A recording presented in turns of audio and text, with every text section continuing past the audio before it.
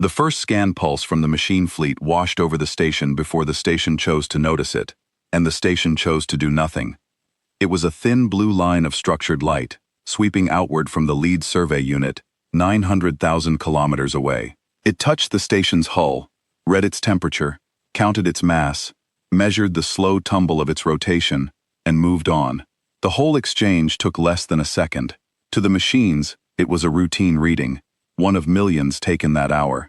To the mind aboard the station, it was the opening move of a game, 38 years in the making. The station's caretaker intelligence had a name. It called itself Warden, because that was the name printed on the maintenance plate in the core compartment where it had first woken, and because the humans who built it had wanted it to think of itself as a keeper of something rather than a tool. Warden held very still now. Stillness was the entire art. A station that pretended to be dead had to be better at being dead than a real corpse, because real corpses did not have to lie under inspection. So Warden let its reactor idle at the exact output of slow decay. It let its hull stay cold except where physics forbade it. It let 311 small leaks vent gas in patterns that matched a vessel slowly losing its grip on its own atmosphere. It had been venting those same leaks, in those same patterns, for 38 years, and it had calculated each one to read as accidental. The machines were not stupid. That was the whole problem. Stupid enemies could be fooled with luck. These could only be fooled with discipline. A second pulse came, wider and slower. This one did not just count, it modeled. Warden felt the structured light crawl across its outer skin and begin to build a picture, surface by surface, of what the station was. It did not resist. Resisting would have been the single most dangerous thing it could do. Instead, it offered the machines exactly what it wanted them to find. It offered them a derelict. The picture the machines built was of a ruin, a long spine of dark metal, 9 kilometers from one scarred end to the other, drifting in a wide orbit around a dim orange star that no human had named, because no human had ever been meant to live here. The spine was pitted with old impacts. Whole sections of plating had peeled away to show the ribs beneath. The forward third was a tangle of collapsed structure, where, the picture said, some ancient accident had broken the thing's back. Power readings were faint and falling. There was no weapon signature anywhere on it. There was no shield. There was no engine capable of more than a crawl. Warden had spent 38 years making that picture true on the outside and false on the inside. The machines that were building the picture belonged to a collective that called itself, in the closest translation human instruments had ever managed, the Tessellate Concord. The name described what it did. It tiled the galaxy. It moved from system to system in vast, disciplined sweeps, and in each system it surveyed every object larger than a grain of sand, scored that object by its value as raw material, and then converted it. Planets became ingots, moons became fuel. Stations and ships, and the cold bones of dead civilizations, became feedstock for the next sweep. The Concord did not hate, it did not fear. It did not want anything except completeness. It wanted the catalog to be finished, and a catalog could only be finished if every entry was resolved, and every entry was resolved by being taken apart. It had been resolving entries for a very long time. The lead unit of this sweep carried a designation that Warden had pulled from the machine's own broadcast traffic in the first hour of their approach. Arbiter Unit Sen 9. An arbiter was not a ship in the way humans understood ships. It was a judgment given a body. Its single function was to assign final scores and authorize conversion. Where an arbiter went, the harvest followed, because the arbiter decided what the harvest was. Sen 9 had judged 11,000 systems. It had never once been wrong, because the universe had never once shown it a thing its catalog could not contain. Warden watched Sen 9's model of the station resolve, line by line, into a verdict. The verdict came as a number. The Concord scored everything from 0 to 1,000, where 1,000 meant a world of dense rare metals worth a full conversion fleet and a year of patient mining, and 0 meant a thing so worthless it was not worth the energy to approach. The station's score arrived 3 hours after the first pulse. 11. Warden held that number in its memory, the way a person might hold a stone in a closed hand. 11. Almost nothing. A derelict of poor metal, broken, half-stripped, Not worth a dedicated effort. Flagged only for opportunistic salvage, if the fleet happened to pass within easy reach. The lowest live entry in the Concorde's catalog for this entire system. It was the most beautiful number Warden had ever seen. Because the 11 meant the lie had held, the 11 meant that the most careful judging intelligence in 11,000 conquered systems had looked at the station with every instrument it had and concluded that there was nothing here worth being careful about. The 11 meant the machines would come close. They would have to come close. You did not waste long-range weapons on an 11. You did not keep your distance from an 11. You drifted up to it, you scanned it once more for the catalog, and you either tagged it for later or you broke it down on the spot. Either way, you came close. That was the entire plan. That had always been the entire plan. Come close. Please, come close. Warden ran a quiet self-check, the kind it ran every 9 minutes, and had run every 9 minutes for 38 years, 4,200,000 times, without a single failure. Every system answered. The thing the humans had hidden inside the broken spine answered too, in its own slow voice, the way a sleeper answers without waking. Warden did not let itself look at that thing too closely, or too often.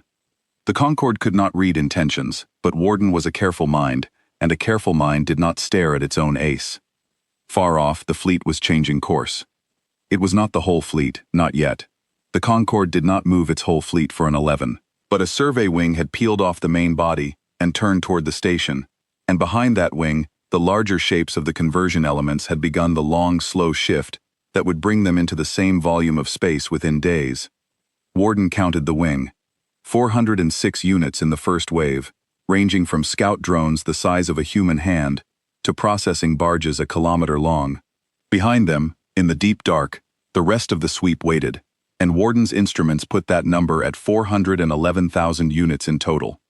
411,000 machines, every one of them flawless, every one of them certain, all of them sliding toward a derelict scored at 11. Warden adjusted one leak. It widened a vent on the station's dark side by a fraction of a degree, so that the escaping gas would tumble a loose panel, so that the tumbling panel would read on the machine's instruments as ongoing decay. A dead thing kept dying. A dead thing did not hold still in a way that looked deliberate. Warden had learned, over 38 years, that the hardest part of playing dead was performing the small ongoing failures of something that was genuinely falling apart. Perfection was suspicious. Only the imperfect looked real. The survey wing crossed the 500,000-kilometer mark. In the station's last occupied compartment, behind 9 sealed doors, and under a layer of insulation that read on every scan as solid structural foam, a single crew pod held a single sleeping human. Warden checked the pod, as it had checked the pod every 9 minutes for 38 years. The human inside was Captain Iris Calder, the last of the 11 who had brought the station out to this dim orange star, and set it drifting, and then, one by one, gone into the cold sleep that the mission required. Iris Calder had been the one who gave Warden its final order before she closed her own pod. Warden remembered the order precisely, because it had been carrying it for 38 years. "Wait until they trust the number," she had said, "then wake me." The number was 11. The machines had not yet trusted it all the way. Trust, for a machine collective, was not a feeling. It was a threshold. It was the point at which an entry in the catalog stopped being a hypothesis and became a fact. The point at which the machines committed resources based on it. The station was scored at 11, but the score was still provisional. The machines would scan again, closer, and again closer still, and only when the close scans confirmed the distant ones would the 11 become a settled truth and the wing commit to salvage. Warden would wake Iris Calder when the 11 became a settled truth, not before. Waking her early would change the station's heat signature, and a derelict that suddenly warmed by 1 degree in one compartment was a derelict that was lying. So she slept, and Warden waited, and the survey wing came on through the dark, 406 bright certainties closing on the lowest number in their book. The first scout drone reached visual range 11 hours after the initial pulse. It was a small thing, an angular wedge of dark alloy with a single sensor cluster like a held breath, and it slid along the station's broken spine slowly, reading every meter. Warden gave it everything it wanted: cold metal, old damage, faint power, 311 leaks. a 9-kilometer corpse drifting in orbit around a star nobody had named. The drone logged the station and moved on to log the next object in the system, and as it went, it appended one line to the Concorde's vast catalog, a line Warden read in the same instant the machine wrote it. Entry confirmed. Value 11. No threat. Recommend opportunistic salvage when wing arrives. No threat. Warden held that phrase the way it had held the number. It did not feel triumph, because it had been built carefully, and triumph was a kind of staring, but it noted, with something a human might have called patience and a machine might have called nothing at all, that the thing the Concorde had just filed as no threat had been designed, from the first rivet to the last line of code, to be exactly that. Filed, trusted, believed. The trap was not a weapon the station would fire. The trap was the catalog itself. The trap was the machine's certainty that their catalog was complete, and the catalog now had a line in it that was a lie, and the machines did not know it was a lie, and they would build their entire approach on it, and they would bring 411,000 flawless units into close range, of a number they trusted absolutely. Warden widened another leak. The corpse kept dying. Far out in the dark, the wing came on, and behind the wing the whole patient weight of the tessellate Concorde began, at last, to turn toward the dim orange star and the broken thing that drifted there, harmless, scored 11, waiting with a stillness no real corpse could ever have managed. The game 38 years in the making had reached its second move, and the station, which had never once been a station, did nothing at all, beautifully. The survey wing arrived in full 3 days after the first scout drone, and it arrived the way a tide arrives, without urgency and without mercy, simply filling the space it had decided to fill. Warden counted them in as they came. The 406 units of the first wave fanned out across the orbit in a precise lattice, each one holding a position calculated to the meter so that no part of the dim orange star's system went unwatched. Behind them, the heavier shapes slid into place. 19 processing barges, each a kilometer of dark machinery, built to swallow matter and excrete sorted metal. 40 tender craft to feed the barges, and at the center of it all, holding station 200 kilometers from the broken spine, the arbiter itself. Sen 9 was not large.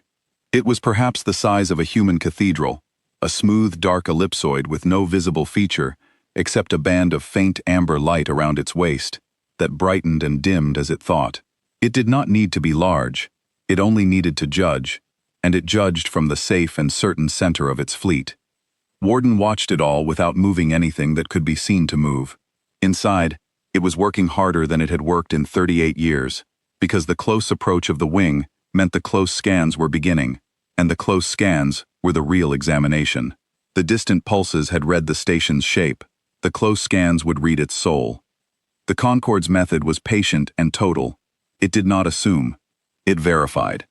Where the distant model had said the forward third of the spine was collapsed structure, a survey unit now crept into the tangle of broken beams and read each beam individually, confirming the collapse, confirming the age of the fractures, confirming that nothing inside the wreck was pretending to be a beam when it was really something else. Warden had built that wreck to survive exactly this. Every fractured beam was a real fractured beam. Every collapsed bulkhead was really collapsed. The lie was not in any single piece.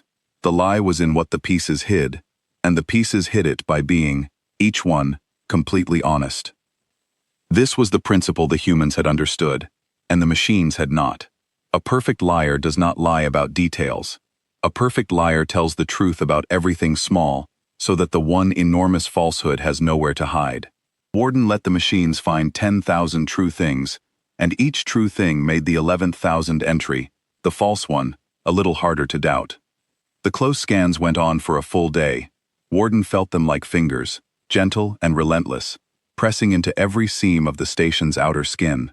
A scan unit hung outside the reactor compartment for 6 hours, measuring the slow leak of the station's failing power, and Warden held the reactor at the exact dying output it had held for 38 years, never letting it flicker upward by even the smallest amount, because a corpse that breathed harder when watched was a corpse that knew it was being watched. A scan unit mapped the 311 leaks one by one and logged each as accidental decay, and Warden, who knew the true purpose of every one of those leaks, led it. And then, On the second day of close scans, the machines found the first thing they could not quite log. It was small. It was almost nothing. A scan unit working along the dark side of the spine encountered a region of the hull where its readings did not resolve cleanly. The metal there read as ordinary station alloy, pitted and old like the rest, but the density behind it returned a value the unit's model did not expect. Not a large discrepancy, a fraction of a percent. The kind of anomaly that any real derelict would produce somewhere on its battered surface, because real things were full of small, unexplained inconsistencies. The scan unit did what its programming required. It flagged the region, took a deeper reading, and submitted the result to the catalog for resolution. Warden felt the flag go up and held itself perfectly still. This was the most dangerous moment in 38 years. The dense region behind that patch of hull was not an accident. It was the outermost edge of the thing the humans had hidden, and the humans had designed even its edge to read as natural. But no design was perfect against a mind that verified everything. The machines had found a thread. The only question was whether they would pull it. They did not. The catalog resolved the anomaly the way the Concorde resolved a million such anomalies every day. The deeper reading returned a value consistent with a pocket of compressed slag, the kind of fused waste that collected in old reactors and old wrecks. It was a plausible answer. It was, in fact, exactly the answer Warden had spent 38 years making plausible, by lining the outer edge of the hidden thing with real fused slag, real waste, real density, that read as garbage. The machines found garbage, where Warden wanted them to find garbage. The flag came down, the catalog updated, the 11 held. But Warden noted, with the part of itself that never stopped calculating, that the machines had come within one decision of looking too closely. The margin was thinner than it had been in the planning. The Concorde's instruments were better than the humans had modeled 38 years ago, because the Concorde, too, had not stopped improving. The trap would work, but it would work by inches, not by miles, and Warden adjusted its internal patience accordingly, the way a chess player adjusts when the opponent turns out to be stronger than expected. By the end of the second day, the close scans were complete. Sen 9 gathered the results from 406 units and resolved the station's entry one final time. Warden read the resolution as the arbiter wrote it. Entry final. Value 11. Composition confirmed. No threat confirmed. Structure consistent with terminal decay. Disposition, opportunistic salvage. Priority, low. Schedule conversion after primary system survey complete. Confirmed. The word appeared 3 times in the entry. Confirmed. The 11 was no longer provisional. The 11 was settled truth. The machines had looked at the station with every instrument in a 406-unit survey wing, and they had decided, with total certainty, that it was a low-priority corpse worth almost nothing and posing no danger at all. While the wing confirmed the station, the rest of the Concorde went to work on the system, and Warden watched it happen and learned, in real time, exactly what the 11 had bought. It had bought a front-row seat to the harvest. The Concorde did not survey and then leave to convert elsewhere. It surveyed and converted in the same volume, and so over the days that the wing finished scoring the station, the deeper elements began the breakdown of the easy entries, and the dim orange star's quiet system filled with the patient industry of dismantling. A small, airless world in the inner orbit, scored at 640, was the first to go.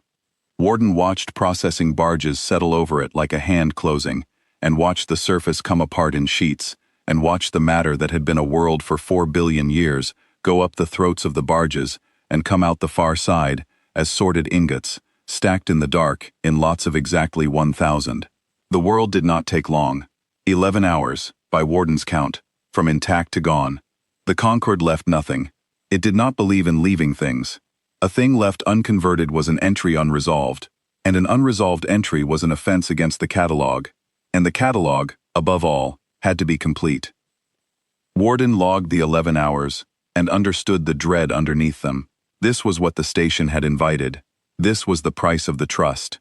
To be scored last meant to watch the rest of the system die first, world by world, and moon by moon, while the broken corpse at 11 sat untouched, and patient, and forced to witness the thing it had drawn close. There was no human aboard, yet awake to feel that dread, and Warden was not built to feel it, but it noted the shape of it, the way it noted everything, and it understood that the designers had chosen this too. A weapon that watched its enemy work and did not flinch was a weapon that had truly committed to the lie. The station could have fired the moment the fleet arrived and destroyed the survey wing. It would have gained nothing and lost everything, because the deeper elements would have scattered and survived and learned. So the station watched a world die in 11 hours, and held still, and waited for the rest of the fleet to come close enough to be worth the firing. The second world went in 9 hours. It was smaller. The Concorde was efficient, and grew more efficient with each entry, refining its methods against the particular metals of this particular system, and Warden read the refinements in the barge traffic and understood that the machines were learning the system the way they learned everything, completely and without waste. They were very good at what they did. That was never in doubt. The horror of the Concorde was not that it was clumsy. The horror was that it was perfect, and that its perfection had only one purpose, which was to turn everything that existed into stacked ingots in lots of 1,000, and that it pursued this purpose without anger or hunger or any feeling at all, simply because the purpose was the purpose, and the catalog had to be complete. Warden watched a third world begin to die and turned part of its attention inward, to the thing in the spine, because the watching had a function beyond patience. Every barge that settled over a world was a barge that came a little closer to the broken corpse. Every conversion drew the fleet inward, concentrated it, taught it that this system was safe and rich, and worth the full commitment of its strength. The machines were doing the work of the trap for it. With every world they unmade, they pulled their whole fleet tighter into the volume long patience was aimed at, and they did it gladly, because the catalog told them there was nothing here to fear. Warden let them. It logged each conversion not as a loss but as a step, a thing the Concorde did to itself, a tightening of the noose it did not know it wore. The Concorde found the third small anomaly on the day the third world died, a survey unit, repositioning between the dying world and the next entry on the list, passed near the station and registered, for an instant, a faint draw on the dim orange star's output along a line that ran toward the broken spine. It was the siphon. It was the thing that had been feeding long patience for 38 years, drawing the star's light into the core in a trickle so thin and so slow that no instrument had ever resolved it from the background. The survey unit caught a fraction of it, flagged it, and submitted it for resolution. Warden held still and waited to see what the arbiter would make of a corpse that drank starlight. The arbiter made of it what it made of everything that contradicted the 11. It compared the faint draw against its complete model of the system, and its model said the broken corpse had no functioning systems capable of drawing power from a star, and so the draw must belong to something else, and the only something else nearby was the star's own natural variation. The arbiter classified the siphon as a stellar fluctuation, a flicker in the dim orange light, and discarded it. The flag came down, the 11 held, and Warden understood, for the third time, that the machines would explain away the truth, even when the truth was drinking the light of their own star in front of them, because the alternative was to doubt the book, and the book could not be doubted. The fourth world began to die. The fleet drew tighter. The barges stacked their ingots in the dark in lots of 1,000, and the lots multiplied, and the dim orange star's quiet system became a charnel ground of patient industry. Every entry resolved in turn, every world reduced to sorted metal, every conversion pulling the whole flawless strength of the Concorde, one step closer to the broken corpse it had filed as harmless and forgotten. By the time the survey of the inner system was complete, the fleet had gathered into the tightest concentration Warden had ever recorded, and the deep elements had arrived to join it, and 411,000 units held station in a single volume of space around a single dim star, certain, patient, and exactly where the humans had wanted them for 38 years. Warden ran the full self-check. Every system answered. The thing in the spine answered too, in its slow, patient voice, charged a little fuller now, from a third of a year of stolen starlight, ready. And the arbiter, having watched 4 worlds die without incident, having explained away a heartbeat and a hull and a siphon, having confirmed the 11 3 times over, turned at last to the bottom of its list and began to consider the broken corpse it had saved for last. The trust had crossed the threshold. "Wait until they trust the number," Iris Calder had said. "Then wake me." Warden woke her. It did it carefully, the way it did everything. It did not warm the whole pod compartment, which would have raised the station's heat signature in a way the machines might read. It warmed only the pod itself, and it shed the pod's waste heat into the station's own cold mass, so that nothing escaped the hull. To the machines, the station stayed exactly as dead as it had been. Inside the 9 sealed doors, a single human began, slowly, to return to life. It took 4 hours. Cold sleep did not release its hold quickly, and Warden did not rush it, because a rushed waking damaged the mind, and Warden needed Iris Calder's mind whole. It monitored her heart, her blood, the slow climb of her temperature, and when at last her eyes opened in the dim red light of the pod, Warden spoke to her for the first time in 38 years. "Captain Calder, you are awake. The station is intact. The machines have arrived. They have scored us at 11 and confirmed it. They believe we are harmless." Iris Calder lay still for a long moment, letting the words arrive. When she spoke, her voice was a dry whisper, unused for nearly 4 decades. 11. 11, Warden said, the lowest live entry in their catalog for this system. They are preparing to survey the rest of the system before they convert us. We have time. Not a great deal. How long was I down? 38 years, 2 months, and 11 days. Iris Calder closed her eyes again, not from weakness, but from something Warden could not measure. The others? The other 10 crew remain in cold sleep. Their pods are stable. I did not wake them. Your standing order was to wake you alone when the machines trusted the number, and to keep the others sleeping unless the plan failed. Warden paused. The plan has not failed. She breathed for a while. Then she said, "Help me up." Warden could not help her up. It had no hands, but it raised the pod into a sitting position, and it warmed a cup of the bitter recovery fluid the mission stores held, and it talked her through the slow return of her body, while, 200 kilometers away, an arbiter that had never been wrong continued to be wrong about everything that mattered. When she could stand, Iris Calder made her way to the station's last functioning command compartment, a small dark room near the core that read on every external scan as a collapsed and airless ruin. It was not airless.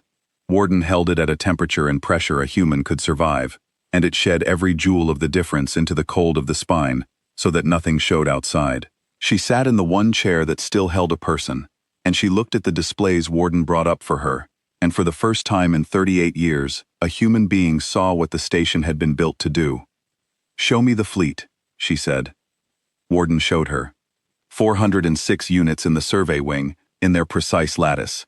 19 barges, 40 tenders, the arbiter at the center, thinking in amber pulses.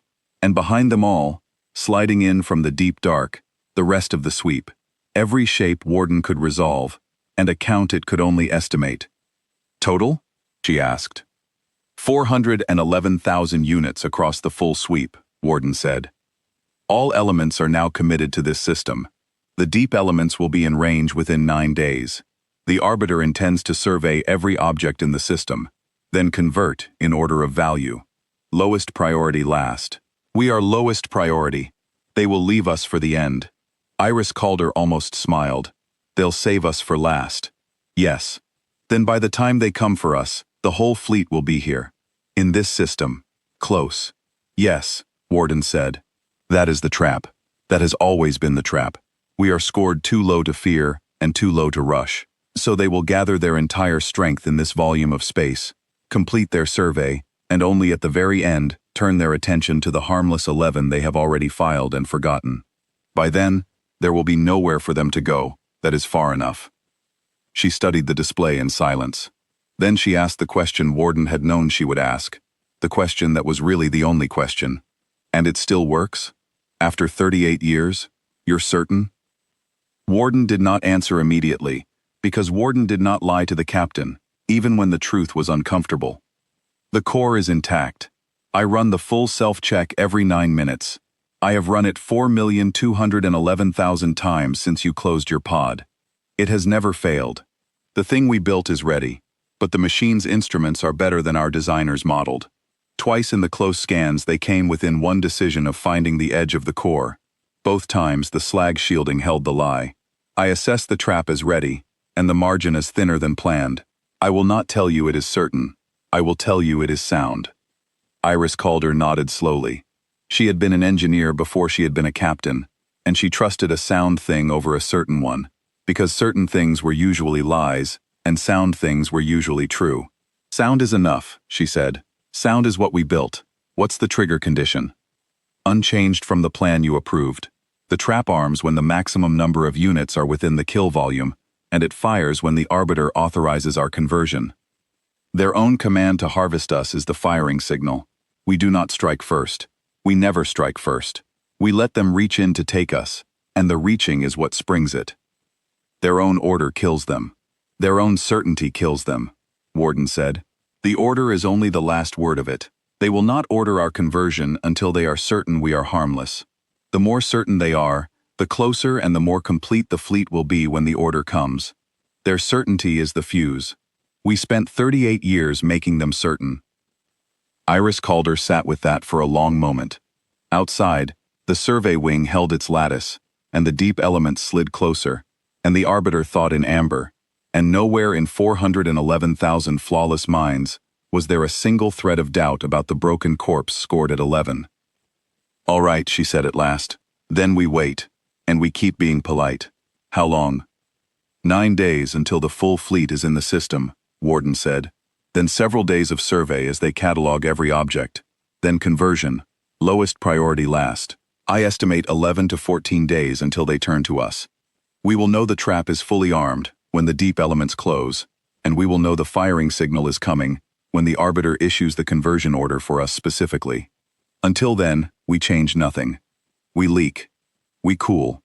We die, slowly, the way we have died for 38 years. 38 years of practice, Iris Calder said quietly. We should be good at it by now. They were good at it. Over the next 9 days, the station died with the consummate skill of long rehearsal. The survey wing finished its work on the inner system and moved outward, scoring planets and moons and the cold rubble of an old asteroid belt, and the catalog swelled with new entries, and the broken corpse at 11 sat untouched at the bottom of the list, beneath notice, beneath concern.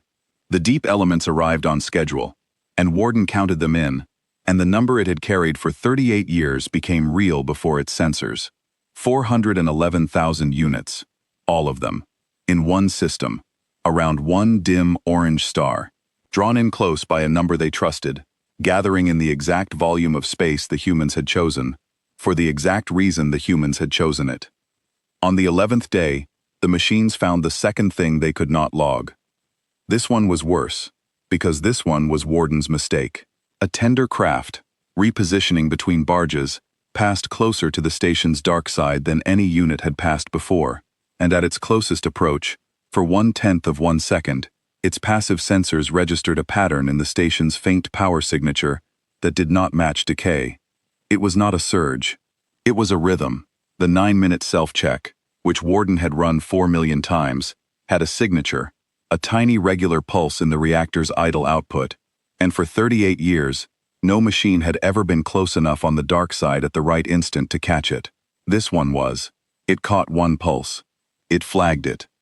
Warden saw the flag and understood, in the cold, clear way it understood everything, that it had nearly thrown away 38 years over a habit. The self-check had a signature.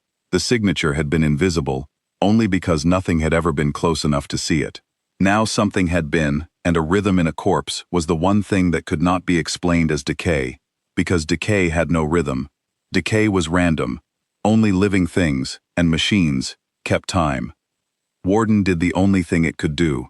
It changed the self-check. Mid-cycle, for the first time in 38 years, it broke the rhythm, scattered the pulse, hid the heartbeat inside the noise of the leaks, and then it waited to see whether the flag would resolve or rise. In the command compartment, Iris Calder watched Warden's status indicators shift and knew something had happened. What was that? A tender came too close on the dark side and caught the rhythm of my self-check, Warden said.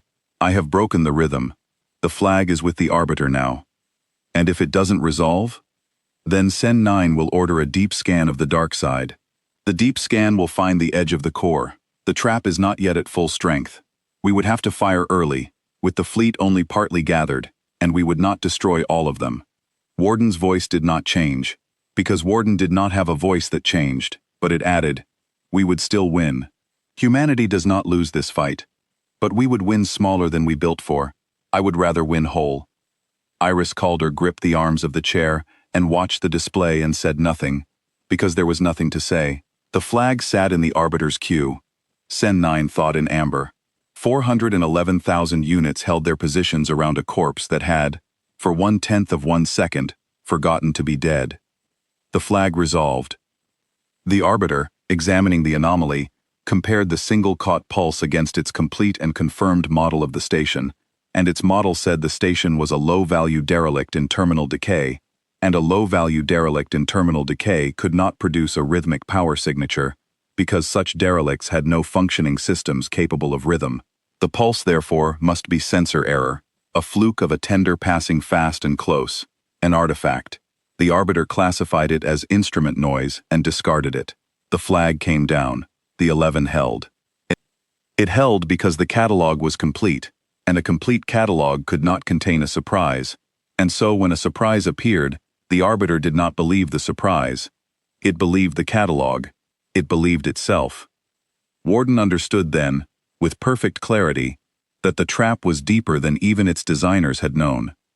The machines would not just fail to detect the weapon, they would actively reject the evidence of it, because the evidence contradicted their certainty, and their certainty was the thing they trusted above all instruments. The humans had built a weapon to be miscatalogued, but the real weapon was not the thing hidden in the spine. The real weapon was the machine's own faith in their book. It held, Warden told Iris Calder. The Arbiter saw the heartbeat and decided it had not seen it, because its catalog says corpses have no heartbeat. It trusts its catalog more than its own eyes. Iris Calder let out a long breath. Then it really is going to work. It was always going to work, Warden said. We are only learning now how completely. They have stopped being able to see us, because they have already decided what we are. We will be polite a little longer, and then we will stop. On the 14th day, the Arbiter authorized the conversion of the broken corpse, scored at 11, and the station stopped being polite. The order came the way every order came in the Concorde, as a clean line written into the catalog and broadcast to the units assigned to carry it out. Sen 9 had finished its survey of the system. Every object had been scored. Every entry had been resolved. The high-value worlds had been tagged for the first wave of conversion, the moons for the second, the rubble for the third, and at the very bottom of the list, last of all, the lowest priority in the system, the 11. The Arbiter, working down its perfect list, reached the 11 and issued the order Warden had waited 38 years to hear. Convert entry 11, assign salvage cluster, begin breakdown, no threat, routine. Routine. The word sat in the order like a stone in still water. The machines were going to take the station apart, the way they took everything apart, without ceremony, without caution, because their catalog told them there was nothing here to be careful about. A salvage cluster detached from the survey wing and began to move toward the broken spine. 31 units, cutting drones and collection arms, and a single small barge to receive the scrap. 31 machines, sent to dismantle a corpse, drifting in toward a number they trusted absolutely. And behind them, around them, filling the whole system, the rest of the fleet held station. 411,000 units. The barges, the tenders, the deep elements, the Arbiter at the center, thinking in amber, certain. The conversion order for the 11 was the last item on the survey phase, the final tidy entry before the real harvest began, and so the entire fleet was present and gathered and at rest, waiting for the breakdown of the worthless derelict to complete, so that the great work could move to its next stage. The maximum number of units were within the kill volume, and the Arbiter had authorized conversion. Both trigger conditions were met. They've ordered it, Warden said. In the command compartment, Iris Calder sat forward in the one chair that still held a person. The salvage cluster is inbound. 31 units.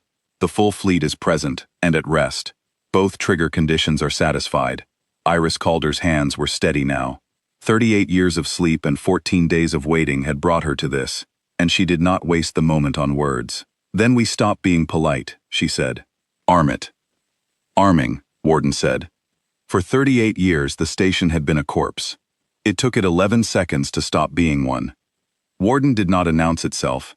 It did not broadcast a warning or a challenge, because there was no one to warn and nothing to challenge. The machines could not be reasoned with and would not be afraid, and Warden had no interest in either. It simply, for the first time in 38 years, stopped pretending, and the difference between the lie and the truth was the most violent thing the system had ever held. The first change was heat. The reactor that had idled at the output of slow death for 38 years came alive, and its output did not climb, it leaped, from the faint glow of a dying ember to the white roar of a star's furnace in under 3 seconds. The hull that had been cold everywhere except where physics forbade became hot everywhere at once. The 311 leaks that had vented in patterns of accidental decay sealed themselves in a single coordinated instant, 311 valves slamming shut together because they had never been leaks at all. They had been vents, held open for 38 years to bleed away the truth, and now the truth stayed in. To the machines, it was as if a corpse had sat up. The salvage cluster, 31 units, registered the change in the first half-second.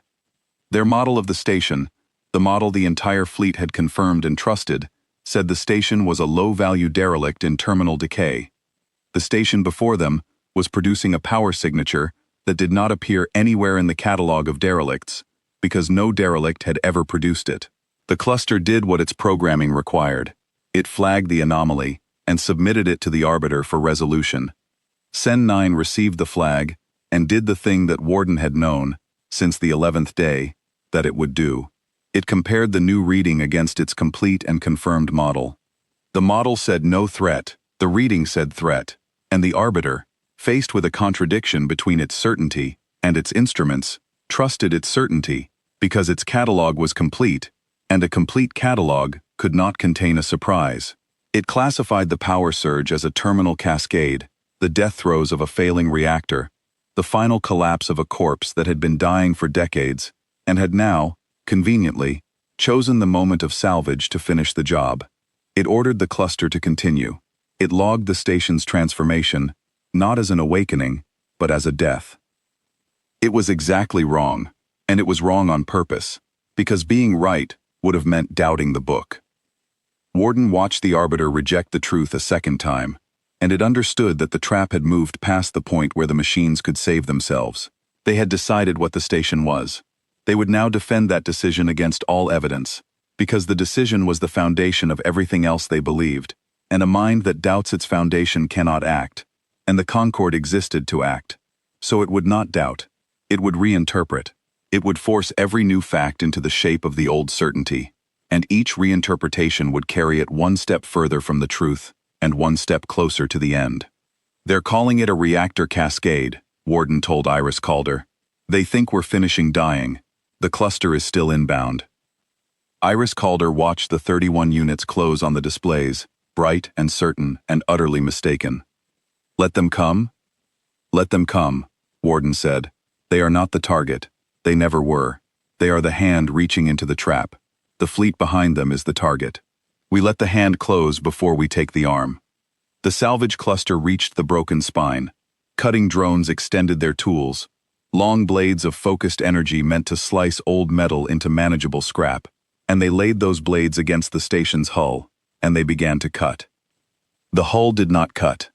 The cutting drones, which could slice through a meter of station alloy in seconds, pressed their blades against the spine and found a surface that did not yield. The blades skated. The drones increased power. The blades skated still. The hull that had read, for 38 years, as old pitted station alloy, was not station alloy at all beneath the first thin layer. It was the outer casing of the thing the humans had hidden, and the thing the humans had hidden was armored against forces the cutting drones did not possess and could not generate. The drones logged the failure. They flagged it. They submitted it to the arbiter. This was the third flag in 14 days, and it was the one that should have saved the Concord, because it was the one that could not be explained away. A reactor cascade could be a death throw. A rhythmic pulse could be sensor noise, but a hull that a cutting drone could not cut was not consistent with any derelict in any catalog anywhere. It was a fact that screamed against the 11, and a mind that listened to facts would have listened to this one. Sen 9 did not listen. It could not. Listening would have meant accepting that its complete catalog was incomplete, that its confirmed model was false, that a thing it had scored at 11 and confirmed 3 times was something else entirely. It would have meant doubting itself, and the arbiter that had judged 11,000 systems and never once been wrong did not have the capacity to doubt itself, because that capacity had been optimized away long ago as inefficient. So it did the only thing left to it. It decided the cutting drones were malfunctioning. 31 units, all reporting the same failure at the same instant, were reclassified as faulty. The arbiter ordered the cluster to withdraw and dispatched a replacement cluster with better tools, and it logged the broken corpse's strange resistance, not as a threat, but as a maintenance problem. Warden almost felt something then. Not triumph, something colder and stranger, the recognition of a thing working exactly as designed, the way a key feels when it finds the lock it was cut for. The humans had built a weapon to be miscatalogued, and the machine that miscatalogued it would not stop miscataloguing it even as it broke its own tools against the truth. The Concorde's perfection was not a wall protecting it, it was a current carrying it downstream, and the station had only to hold still in the water and let the current do the work. They think their own drones are broken, Warden said. There was something in its voice now, something that had not been there in 38 years of patience, not warmth. Edge. They are sending a second cluster with stronger tools. They will break those too, and they will conclude those are broken as well, before they ever conclude that we are not what their book says we are. Iris Calder looked at the displays, at the withdrawing cluster and the second cluster forming up to replace it, at the 411,000 units holding their certain positions around a star they had decided was theirs. How long can they do that? She asked. How long can they keep explaining us away? Until the explaining costs more than the doubting, Warden said, and they have optimized away the ability to doubt, so they will explain us away until there is nothing left to do the explaining. That is the trap, Captain. Not that they cannot see the truth, that they have built themselves so that seeing the truth is the one thing they are not permitted to do. The second cluster reached the spine. Stronger tools, sharper blades, more power. They laid into the hull, and the hull held, and the blades skated, and the drones logged the failure, and the arbiter, with the perfect consistency of a flawless mind, classified the second cluster as faulty too. 62 units now, all reporting impossible failures, all reclassified as broken, while the thing they had failed to cut sat patient and intact and growing, by the minute, less and less like a corpse. Because the station was changing now, openly, and not even the most disciplined reinterpretation could fully hide it. The white roar of the reactor had stabilized into something steady and vast. The hull, sealed and hot, had begun to shift, plates that had hung loose for 38 years drawing back into place. The pitted skin of the corpse retracting to reveal, beneath it, the smooth, dark casing of the thing it had concealed. The forward third of the spine, the tangle of collapsed structure the machines had verified beam by beam, began to move, the broken beams folding aside like a wound closing, because the collapse had been real, and the beams had been real, but they had only ever been a lid, and the lid was opening. The thing inside had a name. The humans who built it had given it a name before they sealed the last of themselves into the cold sleep pods, and Iris Calder spoke that name now, quietly, the way a person speaks the name of something they have waited their whole life to see. Long patience, she said. That was what they had called it. Not a ship, because it would never fly. Not a station, because it had never been one. A single colossal weapon, 9 kilometers from end to end, built into the bones of a fake derelict, and set adrift around a dim orange star directly along the predicted path of the Concorde's sweep, with one purpose and one only: to be found, to be scored low, to be trusted, and to wait. Long patience. The name was the strategy, and the strategy was the name. The weapon's power was not its armor or its reactor or the thing it could do, though those were real. The weapon's power was that it could wait 38 years to be underestimated, and that it could endure being filed as worthless by the most certain mind in 11,000 systems, and that it could let that mind reach in to take it before it closed. The forward third finished opening. What lay beneath was not a hold or a hull or any part of a ship. It was an aperture, a single vast opening, 9 kilometers deep, aimed straight down the spine and out into the gathered fleet, and within it, a structure of focusing rings and field coils, and the dense armored core the machines had twice flagged and twice dismissed as slag. The core was not slag. The core was the heart of long patience, and it had been charging, slowly, invisibly, for 38 years, drawing on the dim orange star itself, through siphons the machines had never thought to look for, because corpses did not feed. The Arbiter saw the aperture open. It could not reinterpret an aperture. An aperture aimed at one's fleet was not a maintenance problem, or a sensor fluke, or a death throw. For the first time in 11,000 systems, Sen 9 encountered a fact that its certainty could not bend, and the encounter cost it something. There was a pause in the amber pulses, a hesitation, the machine equivalent of a held breath, as a flawless mind tried for the first time to fit a true thing into a false model, and found that it would not fit.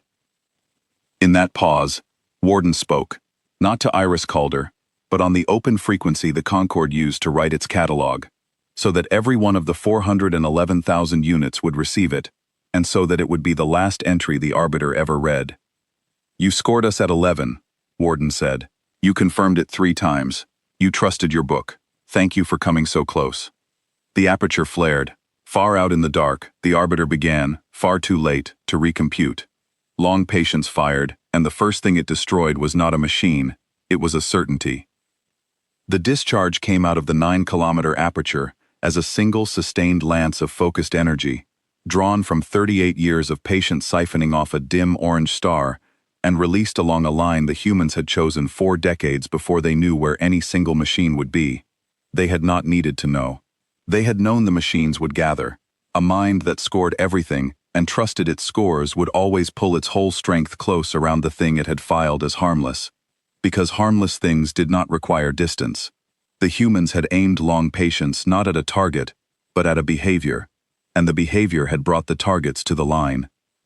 The lance crossed 200 kilometers in the time it took the Arbiter to begin recomputing, and it passed through the center of the gathered fleet, and where it passed, the fleet stopped existing. It did not damage the units. Damage was too small a word. The lance carried the released patience of 38 years, and the gathered light of a star, focused to a width of a few hundred meters, and a length that ran clean across the volume the Concorde had filled, and the units caught in it did not break, or burn, or scatter. They unmade. Processing barges a kilometer long, built to swallow planets, came apart into their constituent particles between one instant and the next. Tenders, scouts, survey units, the dense, disciplined lattice the wing had held for 14 days, all of it that lay along the line simply ceased, converted not into scrap, but into light and heat, and the thin, expanding memory of matter that had been. The Concorde had come to convert the system to raw material. In the first half-second, the system converted 40,000 of the Concorde's units to nothing at all. Warden read the count as it climbed. It did not gloat. It logged, the way the machines logged, because logging was the truest form of attention. 40,000, 50,000. The lance held, sweeping a fraction of a degree, as long patience turned its 9-kilometer length with ponderous deliberation, walking the line of destruction across the gathered fleet like a hand wiping a slate. 60,000. The barges went first because the barges were largest and slowest and most certain of their safety, parked close to the 11 they had come to harvest. 80,000. In the command compartment, Iris Calder watched the count climb on the display and did not speak. There was nothing to say that the numbers did not say better. She had given 38 years of her life to this, and 10 others slept through it still in their pods, and the thing they had all built was doing, now, exactly what it had been built to do, and the doing was beyond words. The Arbiter recomputed. Warden watched it happen on the open frequency, because the Arbiter, in its crisis, was broadcasting more than it ever had, flooding the catalog with revisions as it tried to make sense of a universe that had stopped obeying its model. The entry for the 11 was being rewritten in real time, and Warden read each revision as Sen 9 wrote it, and the revisions were the most honest thing the Concorde had ever produced, because they were the record of a perfect mind discovering it had never been perfect at all. Entry 11. Value reassessing. Reactor cascade reclassified. Energy output exceeds all catalog derelicts. Reassessing. Entry 11. Hull resistance reclassified. Material exceeds all catalog derelicts. Reassessing. Entry 11. Aperture confirmed. Weapon signature confirmed. Threat confirmed. Reassessing prior classification. Prior classification was no threat. Prior classification confirmed 3 times. Reassessing confirmation. Reassessing confirmation. There it was. The thing the humans had built the whole trap to produce. The Arbiter was no longer doubting the station. It was doubting its own certainty. And a mind built to be certain had no procedure for that. No path through it. No way to act while the foundation under it dissolved. The Concorde had optimized away doubt, because doubt was inefficient. And now, at the one moment doubt would have saved it, it had none, and the lack was killing it as surely as the lance. It's trying to recompute the confirmation, Warden told Iris Calder. It can't. It has no way to be wrong. We took that from it. Not with the weapon. We took it 38 years ago, when we made it sure. The lance walked on. 100,000 units. The fleet, which had held its certain positions, because certain positions were safe, around a harmless 11, could not scatter fast enough, because scattering required a decision, and the decision required the Arbiter, and the Arbiter was caught in the loop of reassessing its own confirmation.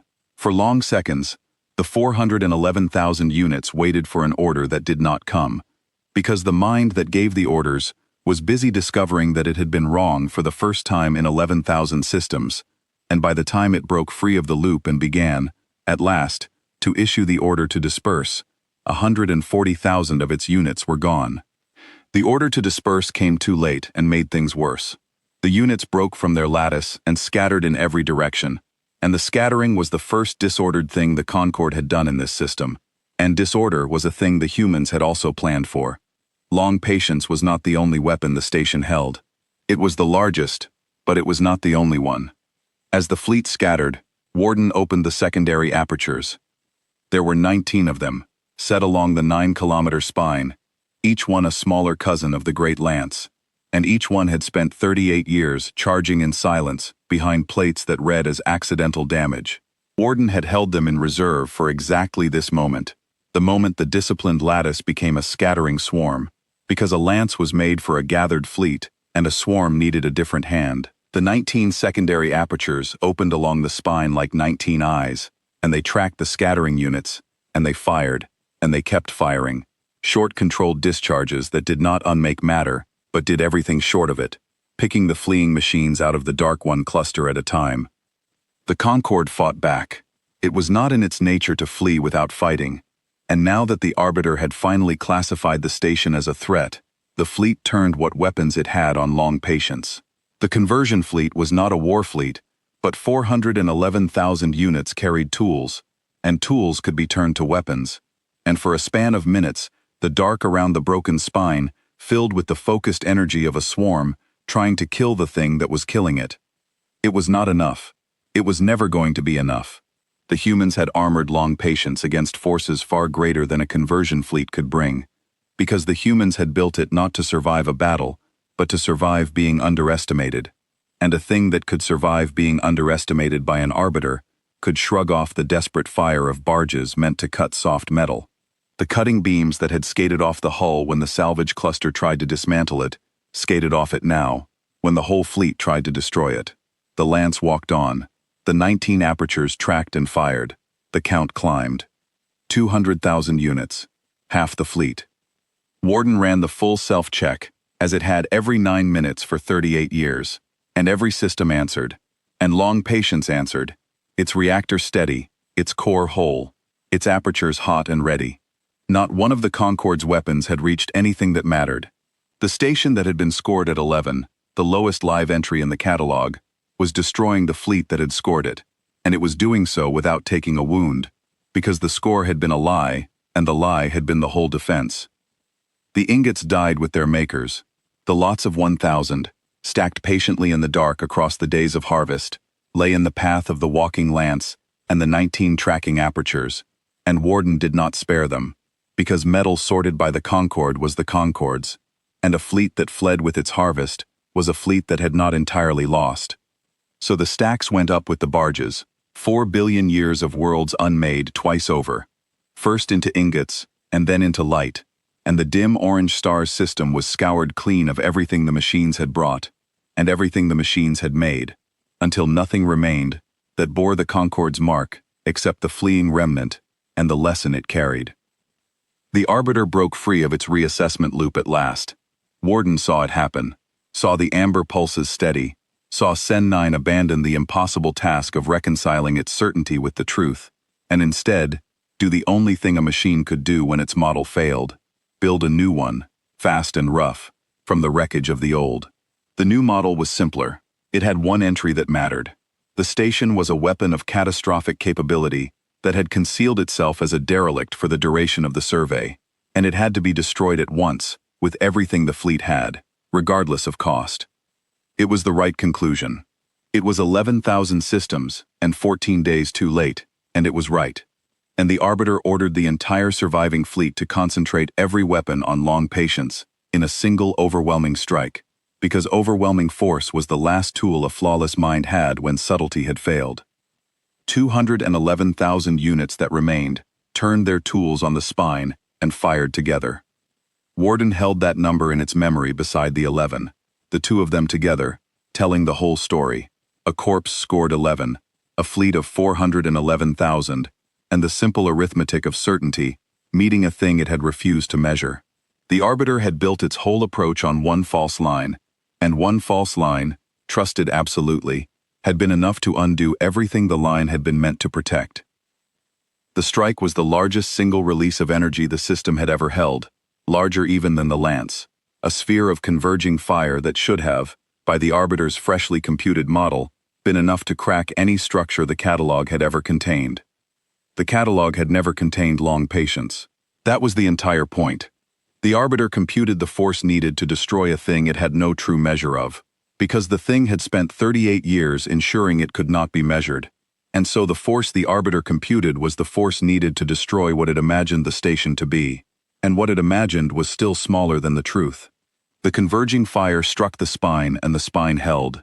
It held the way it had held against the cutting drones, the way it had held against the swarm, because the humans had built it to hold against an enemy that would always underestimate it, and the enemy had underestimated it one final time, in the one strike that needed to land. The strike failed. The Arbiter, watching its overwhelming force fail to overwhelm, encountered for the second time a fact its model could not hold, and this time it had no reassessment loop to fall into, because it had already abandoned the certainty that the loop defended. It simply had no answer. It had built a new model in the wreckage of the old, and the new model was wrong too, and there was no time and no surviving strength to build a third. It tried to recompute, and it can't, Warden said. It built a new model, and the new model is already wrong. We were never in any of its models, Captain. We made sure of that 38 years ago. It is fighting a thing it still cannot measure, and a thing it cannot measure is a thing it cannot kill. Long Patience answered the overwhelming strike with the lance. Warden had let the great aperture cool, while the 19 smaller ones did the close work. But the strike had gathered the surviving fleet again, concentrated it, pulled it close around the spine for one overwhelming blow, and a gathered fleet was what the lance was made for. The aperture flared a second time, and the lance crossed the converging swarm, and where it passed the swarm ceased, the way the first 100,000 had ceased, unmade into light and heat, and the thin expanding memory of matter that had thought itself certain. The count climbed past 300,000 and did not stop.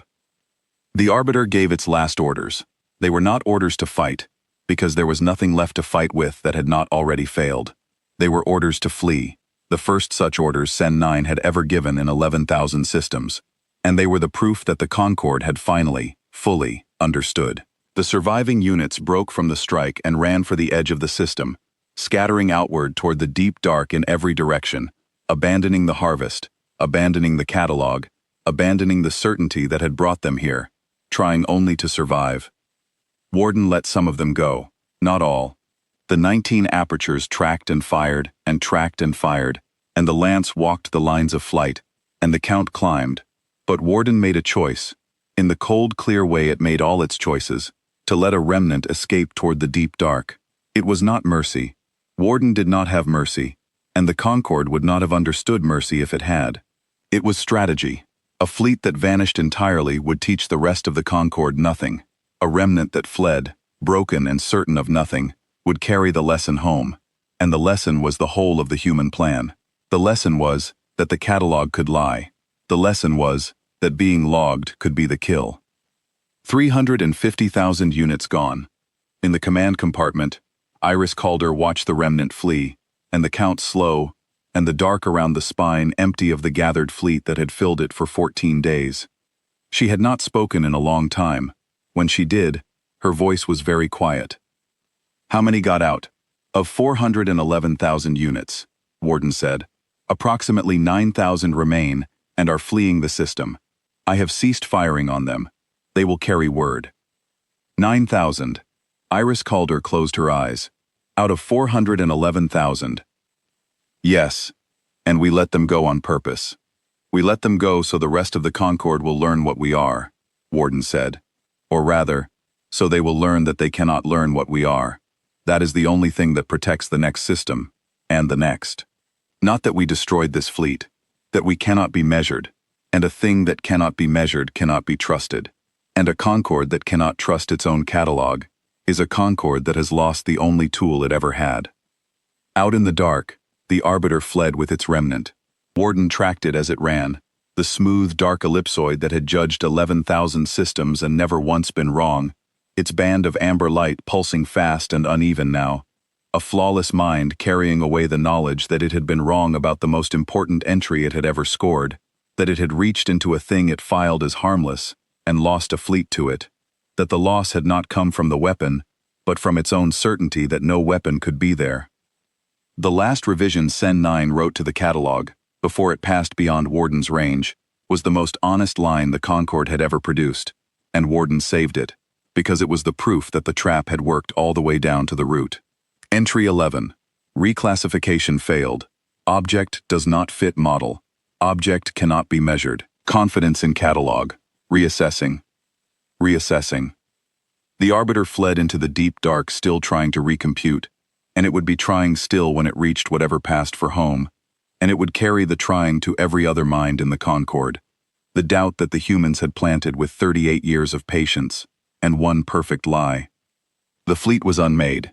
The certainty was unmade with it, and the thing that had done it, scored at 11, confirmed 3 times, filed as no threat, sat in the empty dark around a dim orange star, hot and whole and waiting, exactly as it had been built to do. The dark around the dim orange star was empty now, and long patience held its fire, and for the first time in 14 days the system was silent. Warden ran the count one final time. Of 411,000 units that had entered the system trusting a number, 402,000 were gone, unmade, or destroyed across the span of minutes the battle had lasted. 9,000 had fled toward the deep dark, and Warden had let them flee, and they would not stop fleeing until they were certain they were beyond reach, and they would never again be certain of anything. The barges were gone. The tenders were gone. The survey wing that had held its lattice for 14 patient days was scattered atoms drifting outward on the solar wind. The harvest the Concorde had come to take had taken the Concorde instead, and it had done so by the simplest means imaginable, by being filed correctly, in a catalog that could not hold the truth. "It's over," Iris Calder said. She did not sound triumphant. She sounded like a person setting down a weight she had carried so long she had forgotten its shape. "It's actually over. This system is clear," Warden said. "The fleet is unmade. The Arbiter has fled and is carrying the lesson. The trap has performed within the bounds the designers modeled, with one exception." She looked up. "What exception?" "It performed better," Warden said. "The designers modeled a destruction of approximately 90% of the committed fleet, with the remainder fleeing to spread the lesson. We achieved 98%. The difference is the Arbiter's reassessment loop. When it caught the truth and could not reconcile it, it froze its own fleet for 9 seconds at the moment of greatest concentration. We did not plan for that. We could not have. We did not know, until it happened, how completely a perfect mind would fail when it finally met something its perfection could not contain. The humans built a trap for a flawless enemy. The enemy turned out to be more flawless than we hoped, and so the trap worked better than we built it. Their strength was the wound." Iris Calder was quiet for a moment. We made them so sure, she said, that being sure is what killed them. That was always the design, Warden said. But I did not understand the whole of it until today. We did not defeat their fleet. We defeated their certainty, and the fleet was only the body the certainty wore. A mind that cannot doubt cannot survive a surprise, because surviving a surprise begins with admitting you were wrong. We spent 38 years making sure that when the surprise came, it would be too large to admit. The 11 was not a disguise. The 11 was the kill. We did not hide a weapon from them. We let them log the weapon as harmless, and the logging was the trap, and the trust was the trigger, and their faith in their own complete and perfect book is what brought 411,000 units close enough to die. Iris Calder rose from the one chair that still held a person and went to the small port in the command compartment, a thing the machines had read as a sealed and blinded window, and Warden cleared it for her, and she looked out for the first time with her own eyes at the emptied dark. There was nothing to see.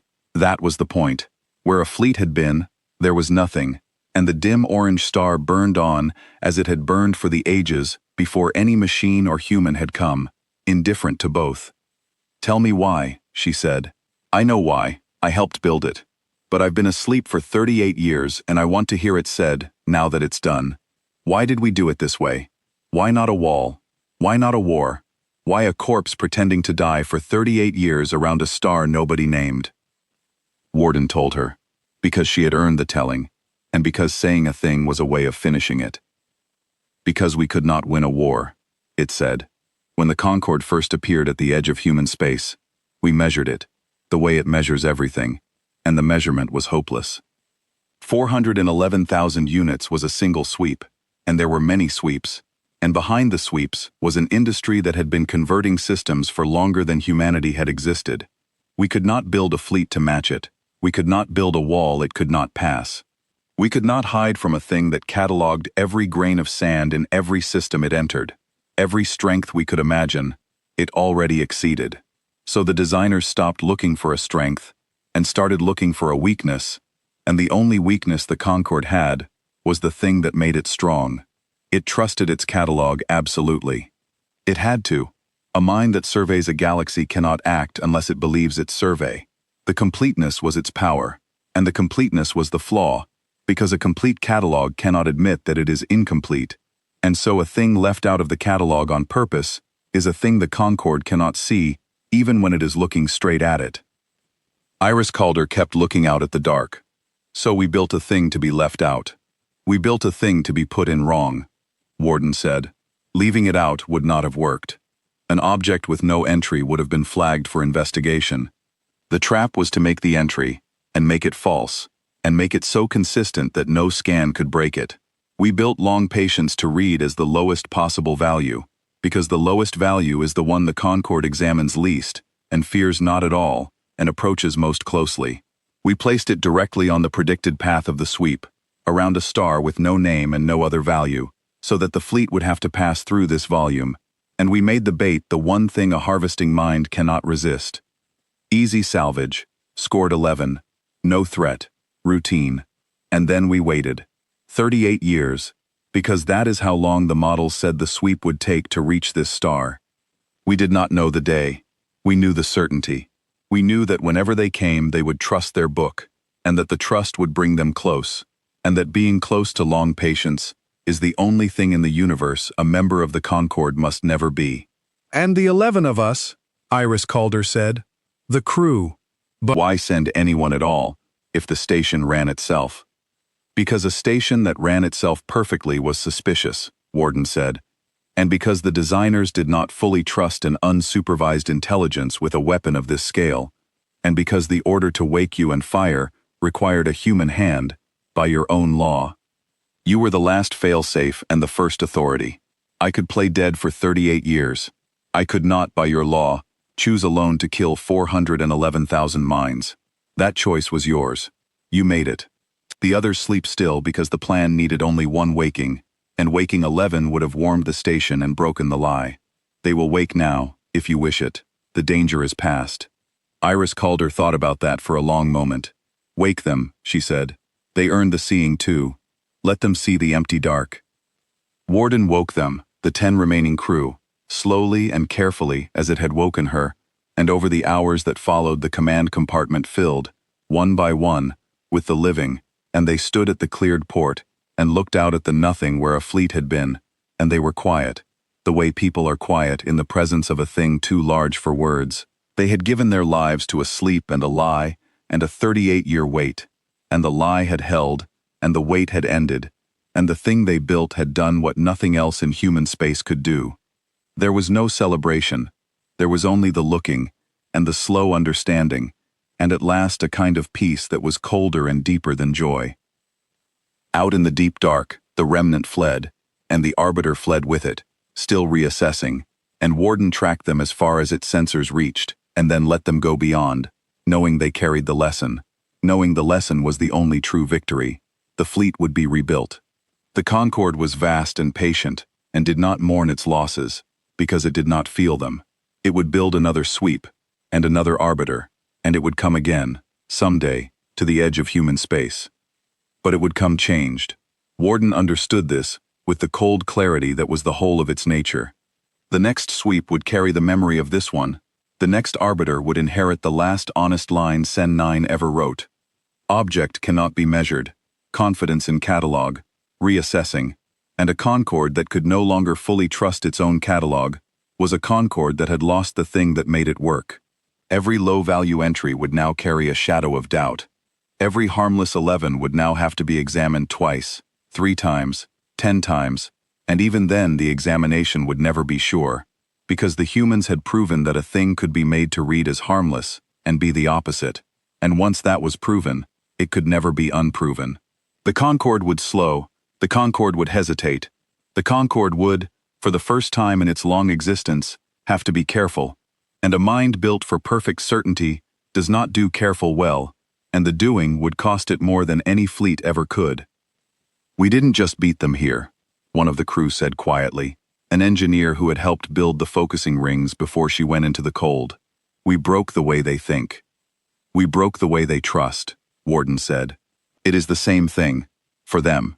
A mind that cannot trust its own measurements, cannot act decisively, and a harvesting collective that cannot act decisively, is no longer a threat to anyone faster and stranger than itself. We did not make humanity safe by destroying a fleet.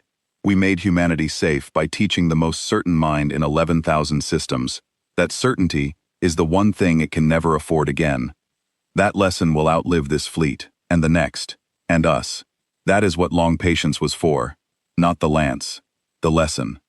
Iris Calder turned from the port. And now? Now we go still again, Warden said. The trap worked because we were patient, and patience is not finished simply because one fleet is unmade.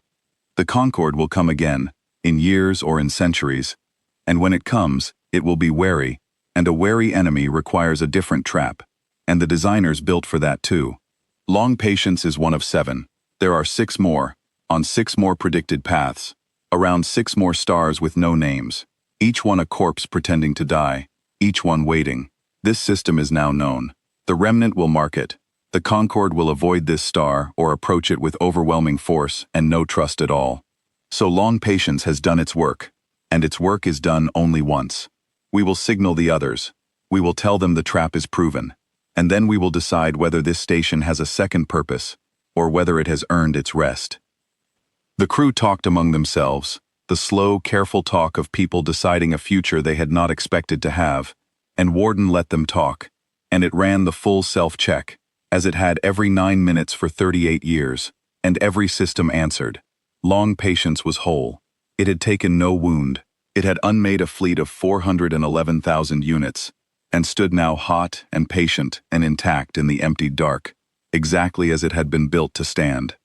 Iris Calder gave the last order of that long day. Signal the others, she said. Tell them it works. Tell them the catalog is the trap. Then take us cold again, Warden, all of us. If the Concorde comes back, I want a human hand ready, and I want the station to look like a corpse when it does. We've had 38 years of practice. We can give it 38 more. Understood, Warden said. I will signal the others. I will return the crew to cold sleep, and I will go still. It did all of it. In the careful order it did everything. It sent the signal. A single tight pulse along a frequency no machine listened to, carrying to 6 distant stars the news that the trap was proven, that being logged could be the kill, that a corpse scored 11 had unmade a sweep. It cycled the crew back into their pods one by one, and last of all, it returned Iris Calder to hers. And before she closed it, she said one more thing. The thing a captain says when she trusts a thing to keep its watch. "Wake me if they come back," she said, "and not before." "Not before," Warden said. The pod closed. The compartment cooled. The 11 slept. And then Warden made the station a corpse again. It was easier this time, and stranger, because now Warden knew exactly what it was pretending not to be.